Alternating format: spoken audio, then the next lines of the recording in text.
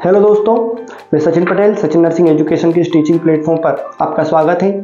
आज हम कुछ बेसिक इंस्ट्रूमेंट्स के बारे में पढ़ने वाले हैं जो बहुत इंपॉर्टेंट है। अगर आप किसी हॉस्पिटल डिपार्टमेंट या हेल्थ डिपार्टमेंट में काम करते हैं तो इन इंस्ट्रूमेंट्स को आपने कई बार और कई दफ़ा इनका यूज़ किया होगा। ठीक है, तो आज हम इनकी इमेजेस देखेंगे और इनके बारे में पढ़ेंगे कि ये क्या किस यूज़ में आते हैं। ठीक है, तो हमारी जो पहली इमेज आप देख पा रहे हैं ये हमारी स्फेग्नोमेनोमीटर की इमेज। स्फेग्नोमेनोमीटर का यूज़ किस पर्पस के लिए किया जाता है? जब भी हमारी बॉडी का हम ब्लड प्रेशर चेक करते हैं या किसी पेशेंट का ब्लड प्रेशर चेक करते हैं तो उसके लिए हम स्फेग्नोमेनोमीटर का यूज़ करते हैं। ठीक है, हमारी जो दूसरी इमेज है वो है थर्मोमीटर की। ये इलेक्ट्रिक थर्मोमीटर की इमेज है। इसका यूज़ किया जाता है टेम्परेचर को मेज़र करने के लिए। ब्लड प्रेशर और टेम्परेचर की डिटेलिंग क्लास चैनल पर अवेलेबल है, आप जाकर देख सकते हैं।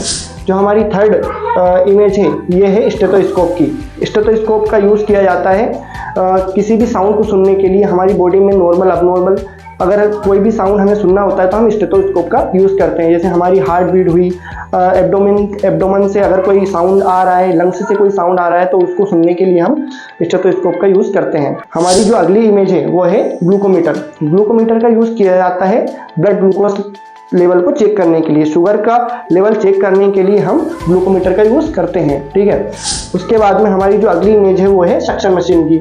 सक्शन मशीन का यूज़ किस पर्पज़ के लिए किया जाता है?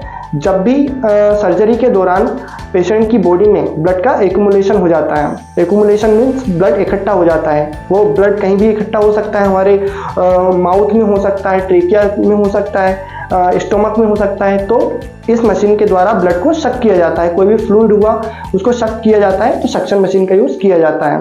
उसके बाद में जो हमारा अगला इंस्ट्रूमेंट है वो है नेबुलाइजर मशीन। नेबुलाइजर मशीन का यूज़ किया जाता है नेबुलाइज करने के लिए। अगर कोई पेशेंट कफिंग कर रहा है, बहुत ज़्यादा कफिंग कर रहा है, अगर उसको कोई लंग्स की प्रॉब्लम है तो हम इस मशीन के द्वारा लंग्स तक ठीक प्रकार से दवाई पहुंचा सकते हैं। तो इसके लिए हम नेबुलाइजर मशीन का यूज़ करते हैं। आपने हॉस्पिटल में इसे काफ़ी टाइम देखा होगा। उसके बाद में जो हमारी अगली मशीन है वो है वेंटिलेटर मशीन। अब वेंटिलेटर मशीन बहुत इंपॉर्टेंट है।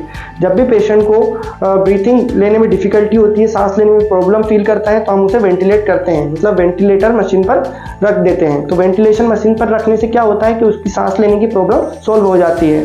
यहाँ पर पेशेंट लेटा हुआ है, साथ में डॉक्टर भी है, तो अभी ये नहीं देखना है हमें, बस वेंटिलेशन मशीन देखना है कि वेंटिलेटर मशीन क्या होती है। उसके बाद में जो आप हमारा अगला इंस्ट्रूमेंट देख रहे हैं वो है स्पायरोमीटर। स्पायरोमीटर का यूज़ किस लिए किया जाता है? आप यहाँ पर देख रहे हैं कि 3 बॉल डली हुई है, अंकल माउथ से कुछ कर रहे हैं, तो ये कोई खेल नहीं खेल रहे हैं। इसका यूज़ किया जाता है कि हम कितना इनहेल कर रहे हैं एयर को और कितना आउट कर रहे हैं। मतलब इनहेल मतलब अंदर ले रहे हैं और आउट मतलब बाहर निकाल रहे हैं, उसका लेवल चेक किया जाता है स्पायरोमीटर से। इसको भी आपने काफ़ी दफ़ा देखा होगा। उसके बाद में ये इमेज आप देख सकते हैं, ये है सिरिंज और साथ में है निडल। तो आपको लग रहा होगा क्या क्या सिंपल चीज़ें मैं आपको बता रहा हूँ, लेकिन आप इसे भी समझ लीजिए क्योंकि काफ़ी टाइम क्या है हमें डिफ्रेंशिएट नहीं कर पाते हम निडल और सिरिंज में, बहुत लोग नहीं कर पाते। तो जो प्लास्टिक वाला हिस्सा है पीछे का उसको हम सिरिंज बोलते हैं और जो मेटल का हिस्सा है उसको हम निडल बोलते हैं। ठीक है, उसके बाद में जो हमारी अगली मशीन है वो है ईसीजी मशीन। ईसीजी मशीन का यूज़ भी आपने बहुत दफ़ा किया होगा। ईसीजी मशीन का यूज़ किया जाता है पेशेंट की कार्डियक एक्टिविटी को मेजर करने के लिए। कार्डियक एक्टिविटी मीन्स हार्ट की एक्टिविटी। हार्ट की एक्टिविटी में हम हार्ट बीट चेक करते हैं कि कहीं पेशेंट ब्रेडिकार्डिया से सफ़र तो नहीं कर रहा, कहीं पेशेंट ट्रेकिकार्डिया से सफ़र तो नहीं कर रहा। मैंने आपको मतलब बताया था ट्रेकिकार्डिया और ब्रेडिकार्डिया का। इसकी डिटेलिंग क्लास भी हमने चैनल पे अपलोड की हुई है, आप देख सकते हैं जाकर। उसके बाद में जो हमारा अगला इंस्ट्रूमेंट है वो है पल्स ऑक्सीमीटर। पल्स ऑक्सीमीटर का यूज़ किया जाता है हमारी ऑक्सीजन लेवल को चेक करने के लिए। आप यहाँ पर 2 रीडिंग देख सकते हैं। ऊपर वाली रीडिंग में आप देख सकते हैं कि ऑक्सीजन का लेवल बता रखा है और नीचे वाली रीडिंग में आप देख सकते हैं कि ये हार्ट बीट बताता है। ठीक है, अभी हमने जितने भी 10 इंस्ट्रूमेंट थे ये बहुत इंपॉर्टेंट है। सारे इंस्ट्रूमेंट हमने पढ़े, इनका जो यूज़ होता है, बेसिक यूज़ किया जाता है, उसके बारे में भी हमने समझा। उम्मीद करता हूँ कि आपको ये क्लास पसंद आई होगी। अगर आपको ये क्लास पसंद आई है तो वीडियो को लाइक करें, चैनल को सब्सक्राइब करें और ऐसी ही इंटरेस्टिंग वीडियो के लिए चैनल के साथ बने रहें। Thank you.